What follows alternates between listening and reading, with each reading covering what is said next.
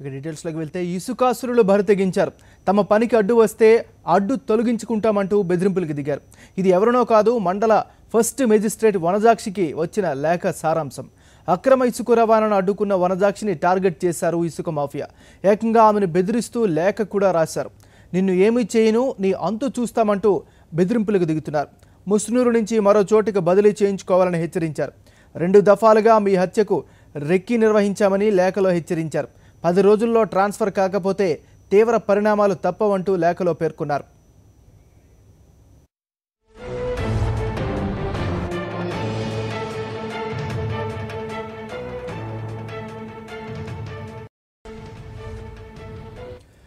దీనిపై latest updates మా correspondent రాజరమేష్ అడిగి తెలుసుకుందాం. రాజరమేష్, గుడ్ మార్నింగ్. చెప్పండి, ఈ వనజాక్షి ఇష్యూ స్టేట్ వైడ్గా చాలా హాట్ టాపిక్ అయింది, అప్పట్లో చర్చనీయాంశమైంది.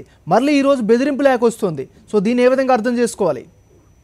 నాగరాజు, కృష్ణా జిల్లాలోని ముసనూరు తహసీల్దార్ గా ఉన్న వనజాక్షిని బెదిరిస్తూ కార్యాలయానికే ఏకంగా దుండగులు ఒక లేఖను పంపించడం జరిగింది. ఈ లేఖలో చాలా స్పష్టంగా 10 రోజుల్లో ముసనూరు నుంచి బదిలీ చేయించుకొని వెళ్లిపోవాలి, లేని పక్షంలో ఆమెను అంతు చూస్తామంటూ ఆ లేఖలో బెదిరించారు.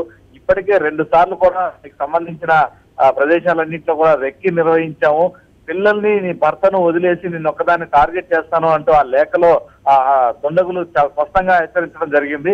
అయితే ప్రధానంగా ఆవిడ మీద ఉన్న ఎలిగేషన్స్ గతంలో చూసినట్లయితే అక్రమ ఇసుక రవాణాదారులందరినీ కూడా సింహస్వప్నంగా మారి వారిని అడ్డుకోవటం, ఆ నేపథ్యంలోనే ప్రభుత్వ విప్పుగా ఉన్న చింతమనేని ప్రభాకర్ మీద దాడి చేయడం రాష్ట్ర వ్యాప్తంగా కూడా సంచలనం కలిగించింది.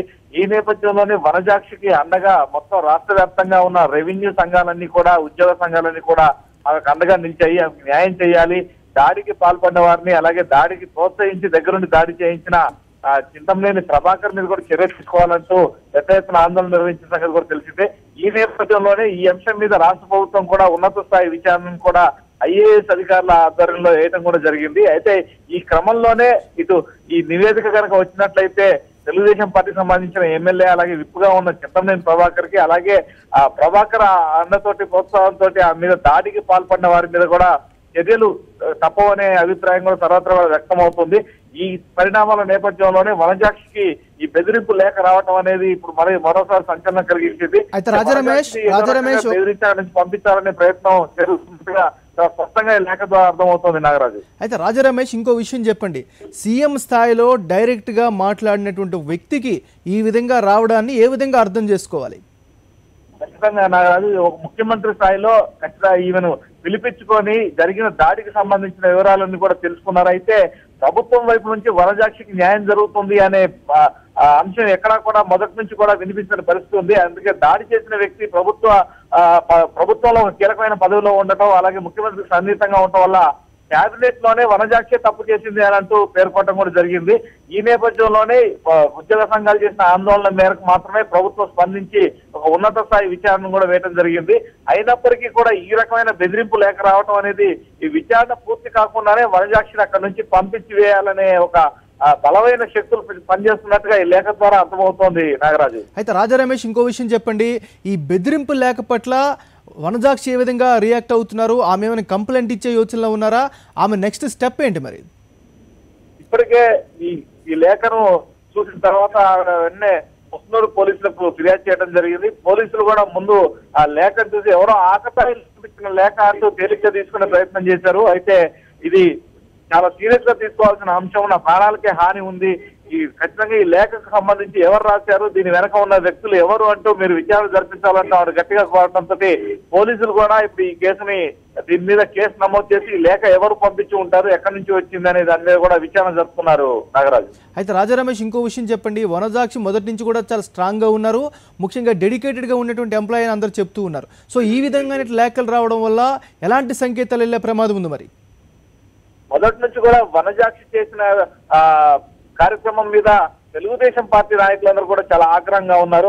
ఆవిడ ఏదైతే ఇసుక అక్రమార్కులని అడ్డుకునేందుకు చేసిన ప్రయత్నంలో భాగంగా అక్రమ రవాణాదారులందరూ కూడా తెలుగుదేశం పార్టీకి సంబంధించిన క్యాడర్ కావటం, అలాగే వారందరికీ కొమ్ము కాయటానికి తెలుగుదేశం పార్టీలో కీలకమైన పదవుల్లో కొనసాగుతున్న చింతమనేని ప్రభాకర్ నేరుగా రంగంలో దిగి ఆవిడ మీద దగ్గరుండి మరీ దాడి చేయించడంతో ప్రభుత్వం కూడా మరోవైపు కేబినెట్ సమావేశంలోనే వనజాక్షి చేసిందే తప్పు, ఇసుక అక్రమ రవాణా అక్కడ జరగలేదు అంటూ ఒక క్లీన్ చీట్ ఇచ్చే ప్రయత్నం చేయడం, తర్వాత చివరికి ఉద్యోగ సంఘాలు అలాగే ప్రజా సంఘాల నుంచి కూడా పెద్ద ఎత్తున ఈ రాష్ట్ర ప్రభుత్వం మీద ఆగ్రహం వ్యక్తం అవడంతో చివరికి జరిగిన తప్పును గమనించి ప్రభుత్వం కంటితుడుపు చర్యగా ఒక ఉన్నత స్థాయి కమిటీని వేసి దాంతో నివేదిక వచ్చిన తర్వాత చర్యలు తీసుకుంటామని చెప్పడం, ఇవన్నిటి నేపథ్యంలో వనజాక్షికి ఇప్పుడు ఈ లేఖ కూడా రావటం, దీన్ని కూడా పోలీసు వర్గాలు మొదట్లో ఏదో ఆకతాయిల వ్యవహారం అంటూ తేలిగ్గా కొట్టిపారటం, ఆ తర్వాత వనజాక్షి చాలా సీరియస్ గా తీసుకోవడంతో మళ్ళీ దీని మీద కేసు నమోదు చేస్తున్నామంటూ పోలీసులు కూడా ముందుకు రావడం, ఇవన్నీ కూడా ఖచ్చితంగా వనజాక్షిని ముసునూరు ప్రాంతం నుంచి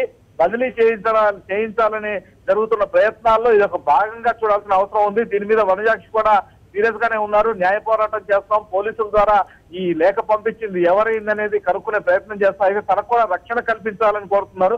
అదేవిధంగా వనజాక్షికి వచ్చిన ఈ లేఖ నేపథ్యంలో మహిళా సంఘాలు కూడా ఉద్యోగ సంఘాలు కూడా డిమాండ్ చేస్తున్నాయి.